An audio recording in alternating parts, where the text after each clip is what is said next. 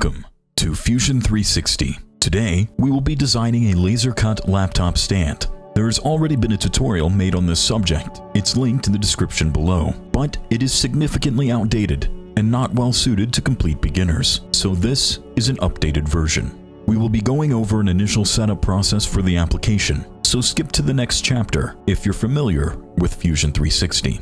First things first, if you're an absolute beginner to Fusion 360, I recommend reversing the zoom direction, changing the units to metric, and turning off grid snapping. To do so, navigate to the profile icon in the top right corner and click Preferences. Then check Reverse Zoom Direction. This switches which directions we need to scroll to zoom in and out. By default, zooming in requires us to scroll down, but I find it more intuitive to scroll up to zoom in. If you don't, leave this setting unchecked. Next, we will change our default document units to metric. To do so, navigate to Design under Default Units and select millimeters.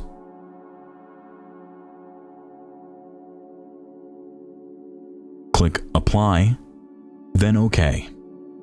Finally, we will turn off grid snapping by navigating to the bottom of the screen, clicking on Grid and Snaps, and unchecking Snap to Grid. Before we begin modeling, let's familiarize ourselves with view navigation. So let's turn on our origin. Whenever we see an eye icon, we can click it to toggle its associated item's visibility, whether it be a body, component, sketch, joint, or whatever. Hold the middle mouse button and drag the cursor around to pan the view. Do the same, but hold Shift to orbit.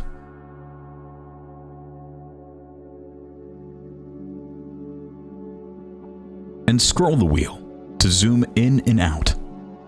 We won't see much change here because the origin stays the same size regardless of zoom level, though we can change where it is by not zooming perfectly from the center of the screen.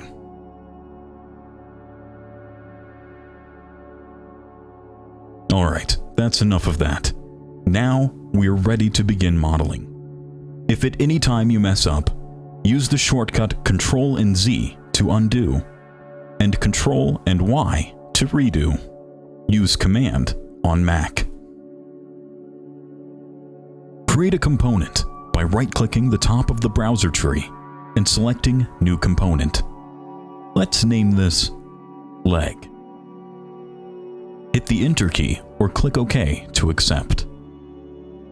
Components contain sketches, bodies, an origin, and even other components, all linked together. When we move a component, all of the linked data moves with it. Let's start sketching a basic profile for a laptop stand. Navigate to the Create Sketch button on our toolbar. Click it and click one of the vertical origin planes to begin the sketch. We'll notice that the toolbar has changed to the sketch workspace and the tools have changed. Your toolbar will look different from mine as it's customizable. We can add and remove tools from the toolbar and even assign keyboard shortcuts to tools. The first tool we will use is the Line tool. The default shortcut is L, but it can also be found on the default toolbar and under the Create menu. Click on the origin with the Line tool active to start a line. Release and move the cursor along the axial line. We will notice that it snaps to this line. If we want to exit a tool at any time, we can simply press the Escape key.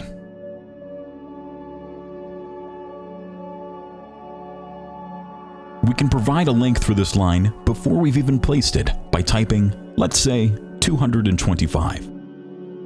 Click again to finalize it. We can always come back and change the dimension by double-clicking it and entering a new value, or even an expression.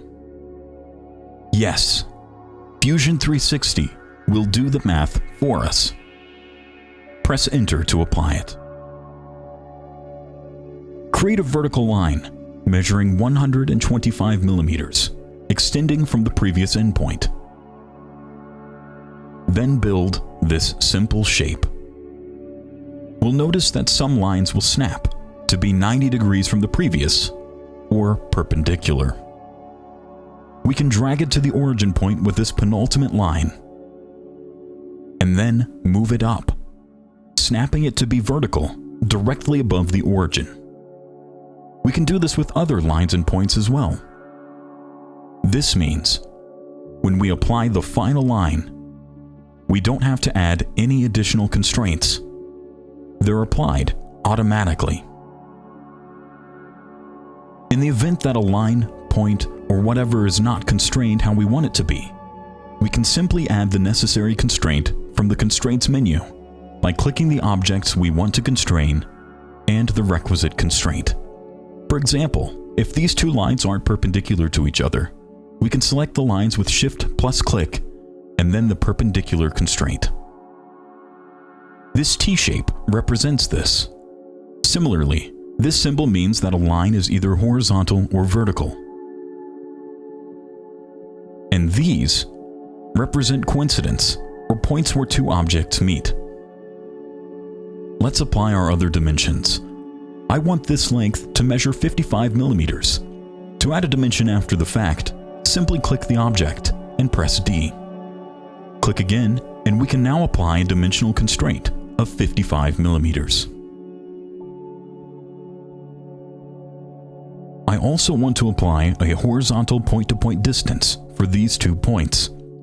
To do so, shift-click the 2 points and press D.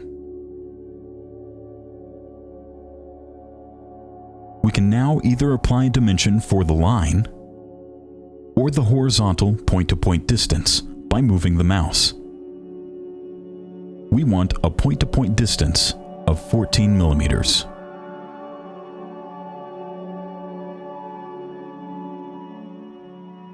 We're almost done with this sketch, so let's give this laptop stand an angle.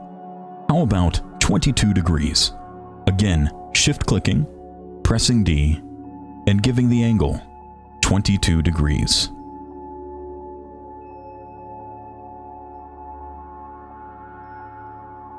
We'll notice that all of the sketch lines are now black instead of blue. This indicates to us that our sketch is fully constrained. Now, we're almost ready to bring this two-dimensional sketch into 3 dimensions. But first, let's define a thickness for the material that we'll be laser cutting. Under the Modify menu, select Change Parameters. This opens the Parameters menu. User parameters are like variables. They're defined by the user and can be changed at any time. This allows us to change the thickness of the material that we plan to cut later without redesigning the entire model. Click the plus icon next to User Parameters to add a parameter. We'll give it a name, like thickness or T, followed by a unit, an expression, and possibly a comment. We'll select millimeters for our unit for this parameter, 6 for our expression, and we don't need to give it a comment, but you can if you like. Select OK, then OK again to return to the sketch workspace. Click the sketch profile. It will highlight blue when we mouse over it. Then press E to open the Extrude tool. We'll give it a thickness T or whatever you named your parameter. Then press Enter twice to accept the dimension and extrude our 2D sketch into a 3D body. It should be noted that we don't have to give it a parametric variable thickness. Instead, we could give it a number or expression, as we did with the Dimension tool when sketching. But we want to use that variable T for now. We have a body. We can navigate around it and see that it's what we wanted. We can also see that the component contains our new body and its prerequisite sketch. If this is an object we'd interact with, we wouldn't want it to be so sharp. So we'll add some fillets and rounds to our body. A fillet or round connects 2 objects with a tangent arc. An inside corner is called a fillet, and an outside corner is called a round. You can create both using the fillet tool. Click the top plane of the view cube, located in the top right corner, to view our body from the top down, aligned with our screen.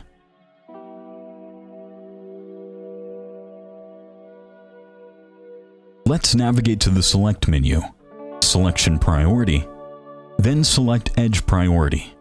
This forces the selection tool to only select edges. Now, choose the Window Selection tool, Shortcut 1, and select from the right to the left. Careful not to select the sides, right between the lines. A right to left selection selects all elements that the selection tool touches. Now that our edges are selected, let's press F or navigate to the Modify drop-down menu, then fill it.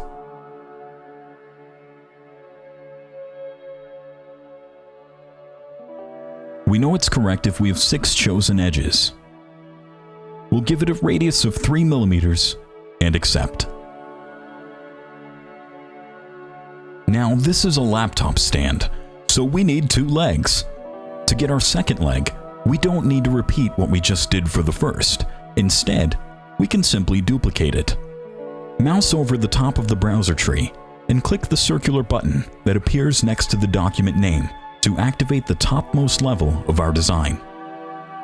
Click leg 1 and press Ctrl and C, then Ctrl and V to copy and then paste our component. If you are using a Mac, use Command instead of Control. Now that we have 2 legs, we need them to be moved apart by some amount. Let's say 270 mm. We'll create a new parameter called LW for leg width and give it a value of 270. Ensure that your units are in millimeters. Now that we've set up our width parameter, allow me to show you the wrong way to do this using the Move tool. I'll click on the second leg component and open the Move tool with the shortcut key M. Then I will click on the arrow for the axial direction to move the component in, and submit the parameter LW for leg width. This works, but it only works once. If I try to go into the parameters menu and change the value, it will not adjust the design accordingly. So how do we make the leg width adjustable? We will use joints. Joints define the relationships between components in an assembly. Press J to open the Joint tool, or navigate to the Assemble menu, then Joint. Place the joint origin on the center point of one side of a leg, then on the opposite side of the other leg. The tool should snap to these points. We will see one of the legs move to be adjacent to the other. Click the arrow that goes in the perpendicular axis to the leg sides and enter LW for leg width. The legs should now move apart by 270 millimeters. By turning off selection priority, select Selection Filters, and checking Select All, and shift-clicking the inner sides, we can now see our inner distance is indeed 270 millimeters by the information in the bottom right corner. If we then change our LW value, we can see that the model updates accordingly. Let's put a top on these to support our laptop. Create a new component named Top. Then click the top surface of one of the legs. Then the Create Sketch tool. We can now see a sketch plane extending from this surface. Let's draw the rough shape of the top by selecting the 2-point rectangle tool from the Create drop-down menu, or by pressing R. Draw the rectangle from one corner to the other. This is good, but our laptop stand looks a bit lopsided, so let's add some constraints and dimensions to clean it up. First, let's constrain the bottom line of our rectangle to be collinear with this line.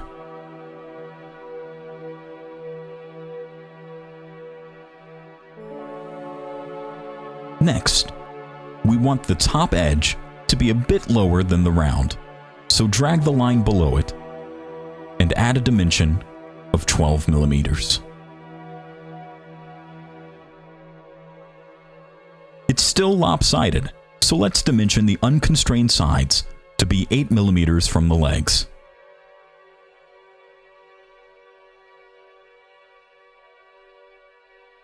We'll notice that we can't dimension this one to the leg for some reason.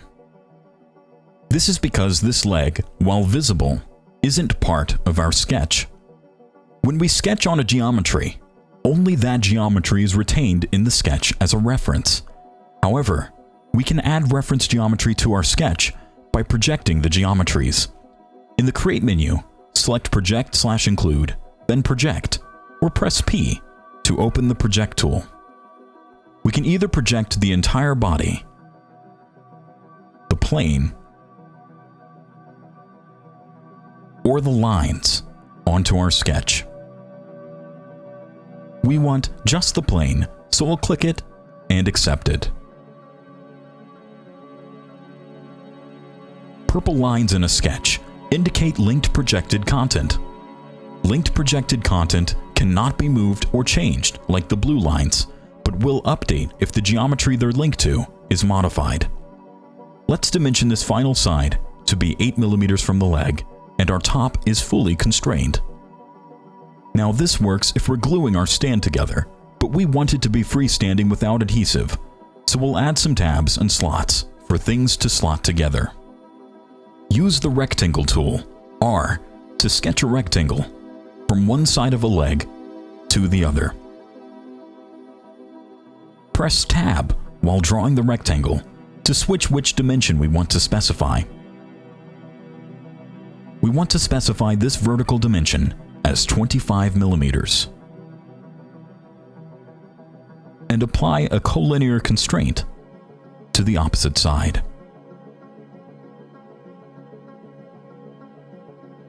Next, we'll dimension the spacing between the slot and the top of the top to be 30 millimeters.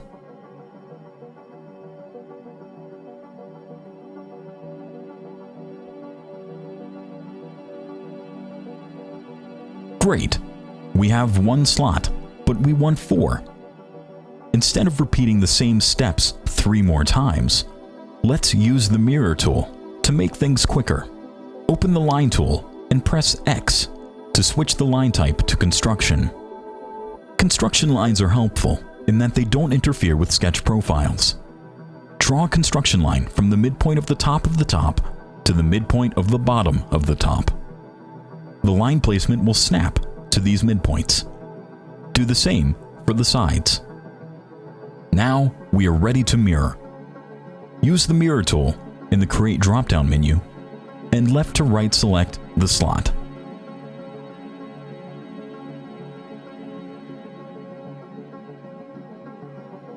Click on Select next to Mirror Line to select a line to mirror across. Select one of our 2 construction lines and accept. Repeat the process with the other construction line, ensuring that we select the 2 slots we've created.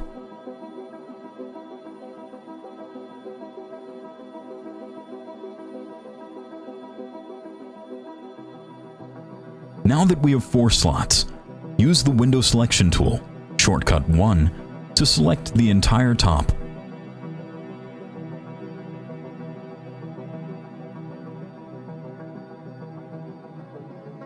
Deselect the 4 slots by shift-clicking them.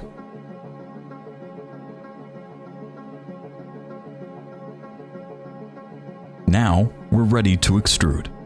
Press E to open the Extrude tool and set the distance to -T as we want the thickness of our material to cut into the legs, creating tabs. Activate the project's top level.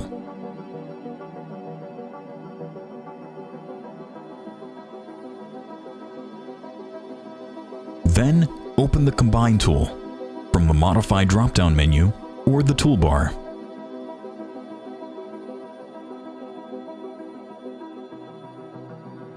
Select a leg as the target body. Then select the top of the stand as the tool body.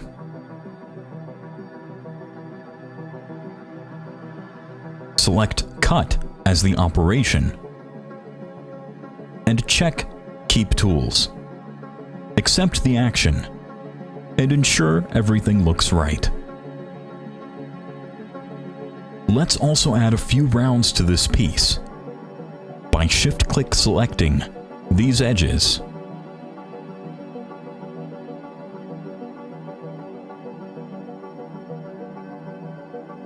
And pressing F to open the fillet tool. Let's give it a value of 3 millimeters and OK it. This stand looks done, but it wouldn't be very stable if we were to bring it into the real world. So let's add some supports to keep the legs from leaning. Start with a new component named Support.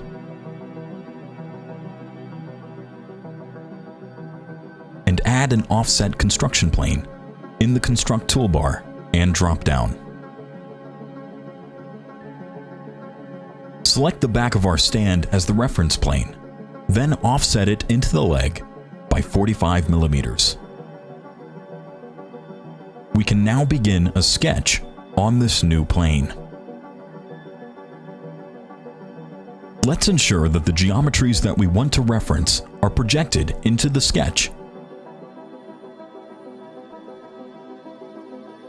Project the bodies of the legs. Now, add a rectangle with a height of 30 millimeters.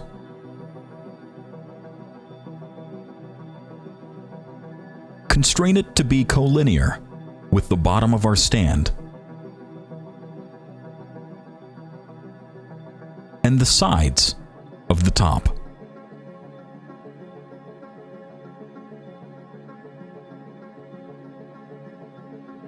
The sides of the top will automatically project into our sketch when we apply a constraint that references them. Add a midpoint to midpoint line across the support and turn on Slice in the sketch palette to allow us to select the profiles we need.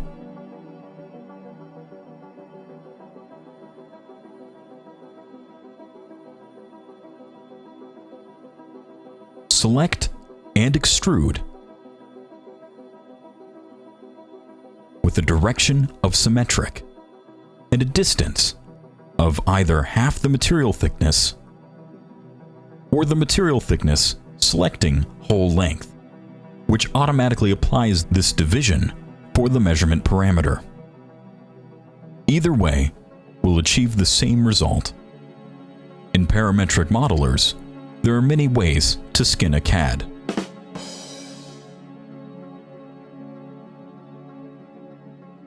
Let's add 4 rounds of radius 3 millimeters to these corners with the fillet tool.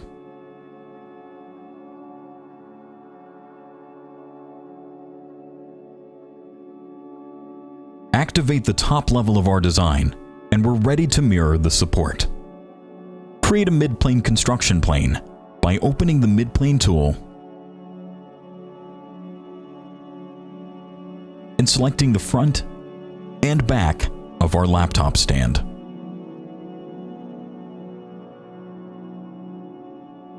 Select the support and open the mirror tool.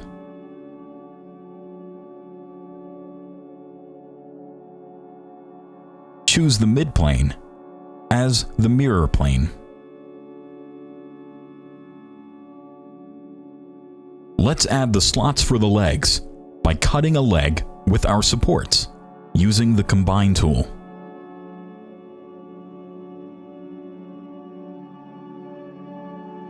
Keep the tools and accept. We're almost done. Let's add some small rounds to the tabs and slots to make things easier to assemble. Hide the top of the stand and the supports by either clicking the eye icon next to the components or clicking the components and pressing V for visibility. We can also shift-click to select multiple components.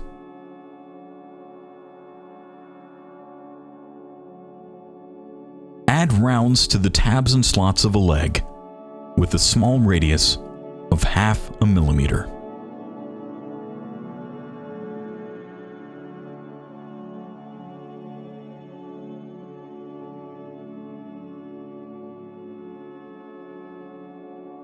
Let's do the same to our supports.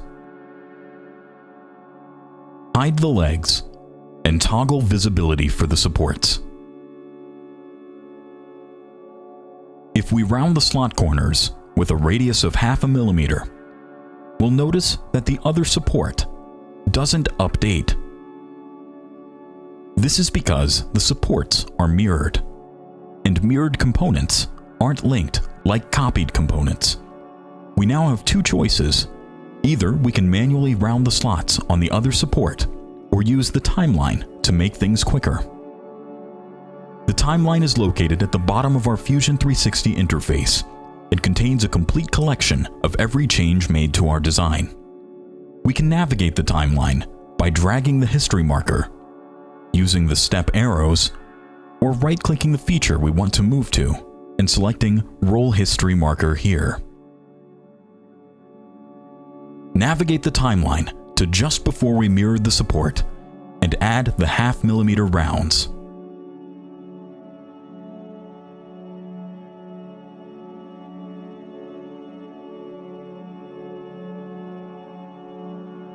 Jump to the end of the timeline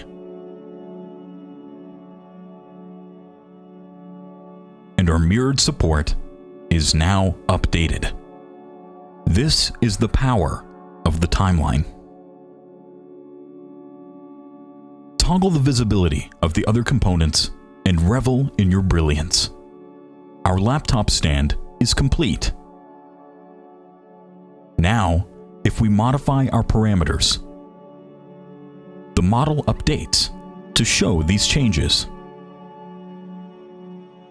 Adjust these settings as necessary for your particular application.